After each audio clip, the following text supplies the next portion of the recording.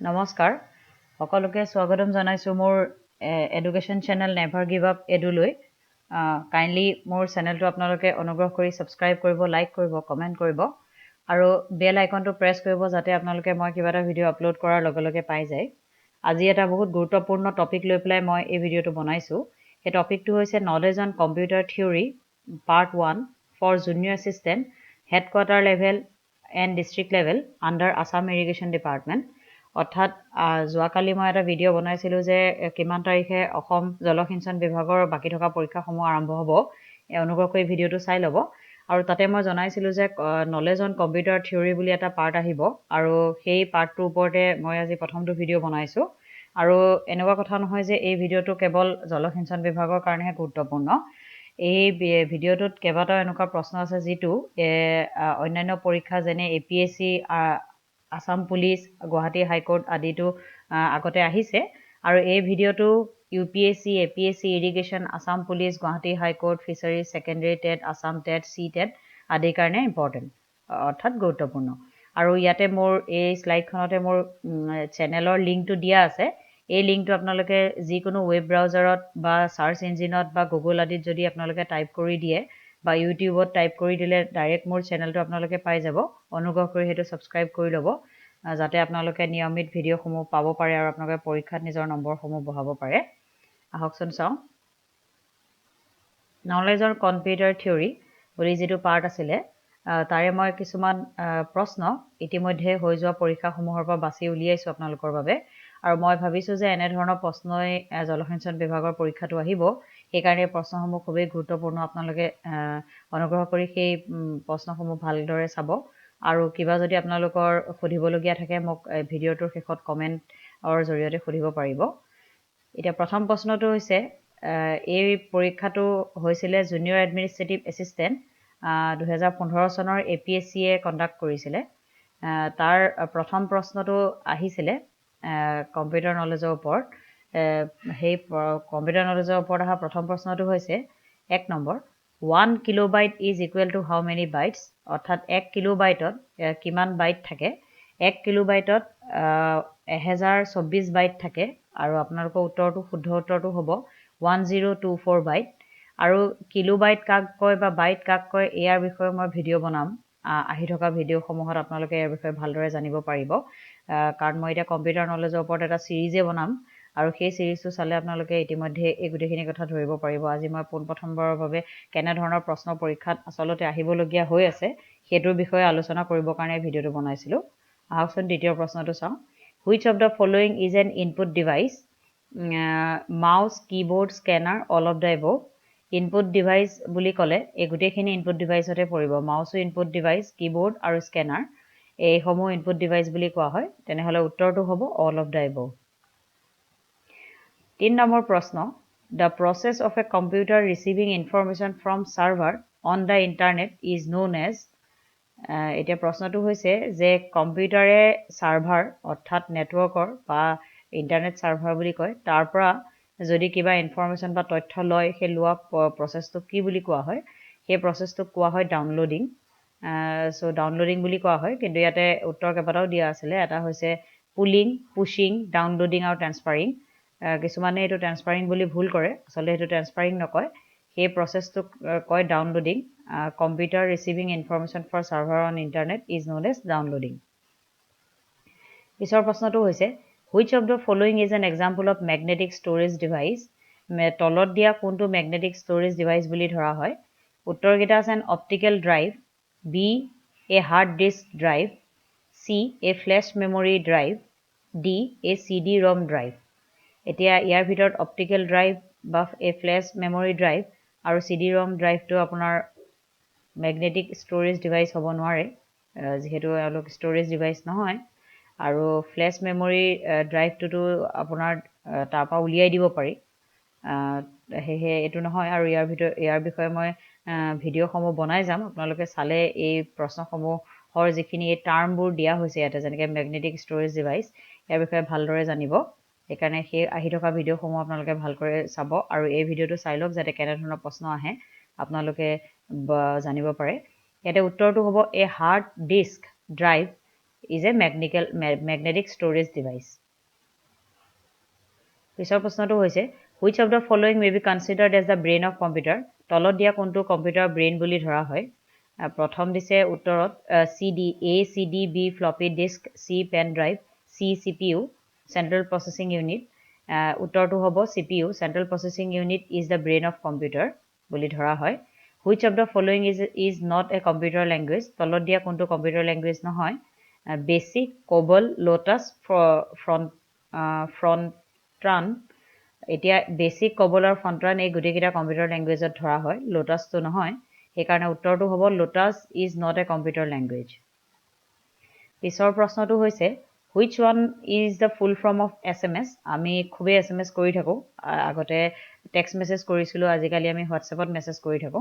হে এতিয়া কথাটো ইয়াত সুধিছে যে এই SMS ৰ ফুল ফৰ্মটো কি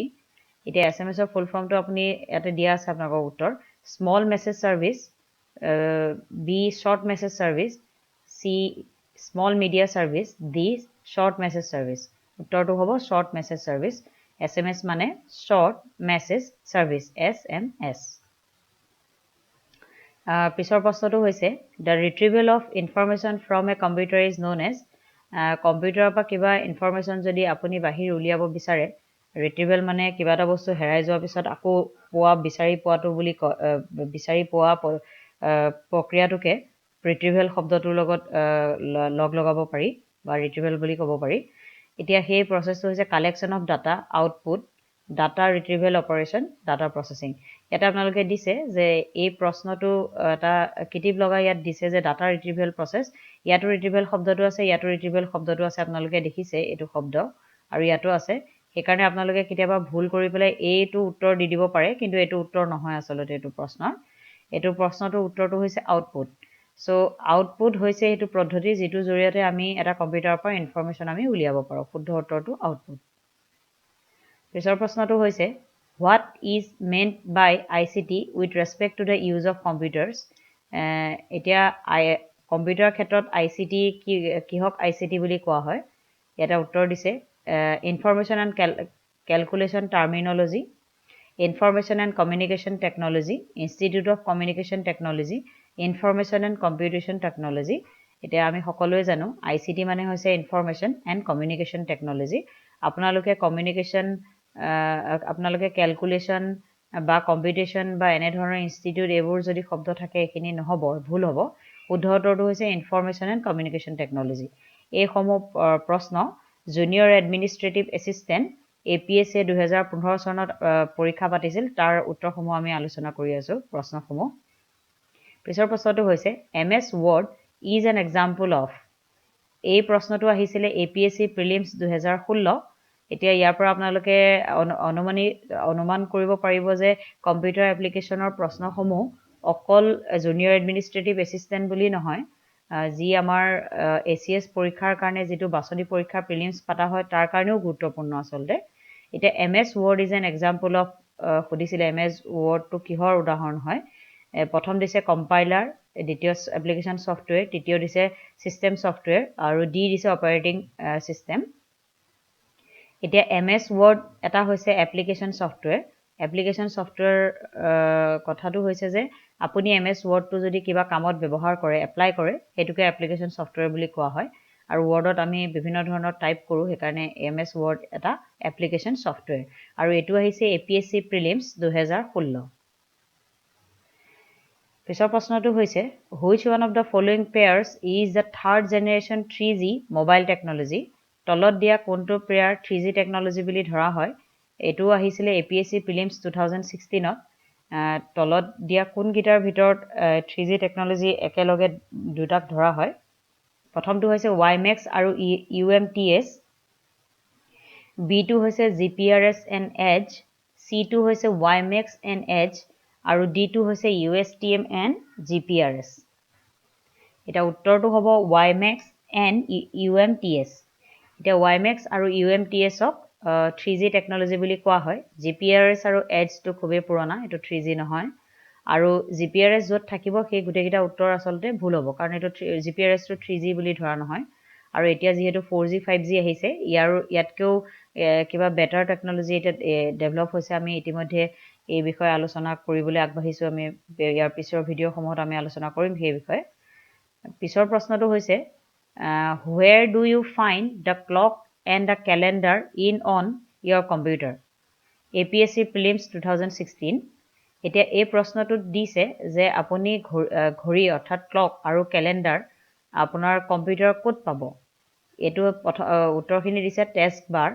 মেনু বাৰ ডেস্কটপ আৰু ষ্টাৰ্ট মেনু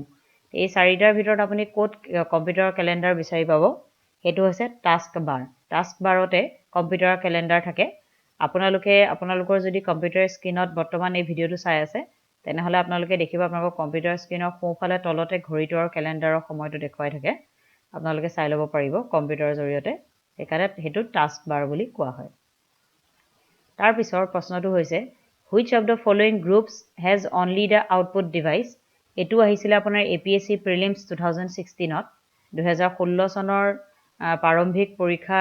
অসম লোকসেৱা আয়োগে পাতিছিলে তাৰ পৰীক্ষাত আহিছিলে হেতু হৈছে A scanner keyboard printer B mouse printer monitor C keyboard monitor printer আৰু D প্লটাৰ প্ৰিন্টাৰ মনিটৰ এতিয়া ইয়াৰ ভিতৰত আপোনালোকক মই ইয়াতে জনাই দিও আউটপুট ডিভাইস হ'বলে হলে যৰ পৰা আপোনালোকে তথ্যবোৰ সংগ্ৰহ কৰি ফিজিক্যালি ল'ব পাৰে বা চাব পাৰে হেতু আউটপুট ডিভাইস ইয়াতে আপোনালোকৰ প্লটাৰটো আউটপুট হয় প্ৰিন্টাৰটো আউটপুট আৰু মনিটৰটো আউটপুট একাৰণে উত্তৰটো হ'ব D প্লটাৰ প্ৰিন্টাৰ আৰু মনিটৰ এই তিনিটা আউটপুট ডিভাইস এতিয়া পিছৰ প্ৰশ্নটো হৈছে A packet of information that travels between a browser and web server is known as এটা কৈছে যে এটা ইনফৰমেশনৰ টুকুৰা বা এটা ইনফৰমেশনৰ তথ্য যদি এটা ব্ৰাউজাৰ যেনেকে গুগল হ'ব পাৰে তাৰ পিছত ইয়াহু হ'ব পাৰে এই ব্ৰাউজাৰ আৰু ওয়েব সাৰ্ভাৰ মানে যৰ পৰা আমি তথ্যবোৰ সংগ্ৰহ কৰো তাৰ মাজত যদি ট্ৰেভেল কৰে সেই ইনফৰমেশন বা সেই তথ্যৰ টুকুৰাটো কি বুলি কোৱা হ'ব এটো আহিছিল অসম লোকসেৱা আয়োগৰ প্ৰাৰম্ভিক পৰীক্ষা 2016 চনত সেই উত্তৰটো হৈছে কুকি এতিয়া কুকিটো হৈছে Kuki is a packet of information that travels between a browser and a web server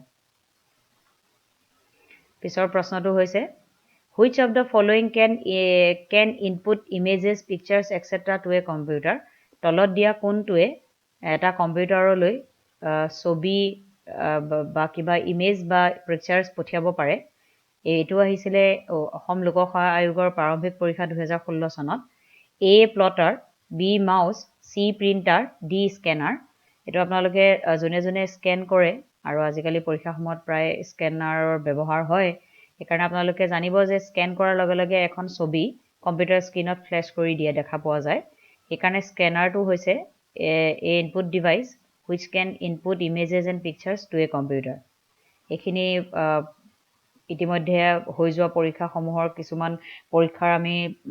computer এপ্লিকেশনৰ কিছুমান প্ৰশ্ন আমি ইয়াতে চালো আৰু আমি ইয়াৰ পৰা গম পাইছো যে কেনে ধৰণৰ প্ৰশ্ন পৰীক্ষাত আহিব